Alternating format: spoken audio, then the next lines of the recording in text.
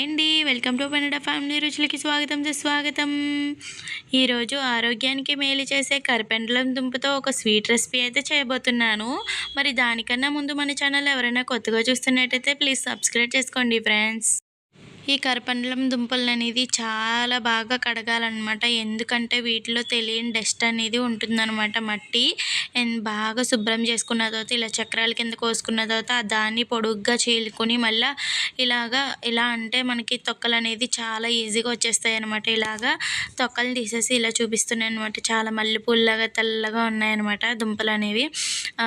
ఒక ఇడ్లీ పాత్ర తీసుకుని కింద ఒక గ్లాస్ నీళ్ళు పోసుకొని ఇలాగ ఇడ్లీ రేకు ఉంటుంది కదా, ఆ రేకు పెట్టేసుకొని వీటి పైన వేసుకొని ఉడికించుకోవాలండి.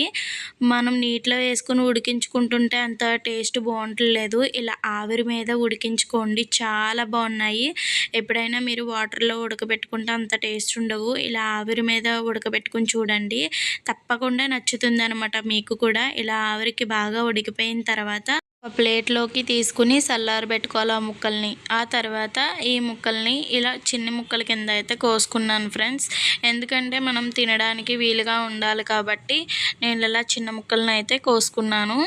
సో దాని తర్వాత ఇప్పుడు పాకం కోసం బెల్లాన్ని అయితే తీసుకుందాము. ముందుగా ఒక గిన్నె తీసుకొని బెల్లాన్ని అయితే చితకొట్టుకోవాలి. ఇలా చితకొట్టుకున్న తర్వాత వాటర్ అయితే పోసుకోవాలి. ఇలా వాటర్ మీకు తగినంత పోసుకొని పాకం అయితే రానియకుండానే ఒకసారి ఈ నీళ్ళు మనం వడగట్టేసుకున్నట్లయితే వాటిలో ఉన్న డస్ట్ అంతా కూడా వచ్చేస్తుంది అనమాట. ఒకసారి గిన్నె కడిగేసి మళ్ళీ ఆ గిన్నెలోనే బెల్లం పాకం అనేది వేసుకొని ఇప్పుడు ఒకసారి బాగా మరిగించుకోవాలి. బెల్లం పాకం అనేది బాగా మరిగించుకున్న తర్వాత మనం ముందుగా కోసి పెట్టుకున్న కరిపెండలం ముక్కల్ని ఇందులోకి వేసుకోవాలి పాకంలోకి.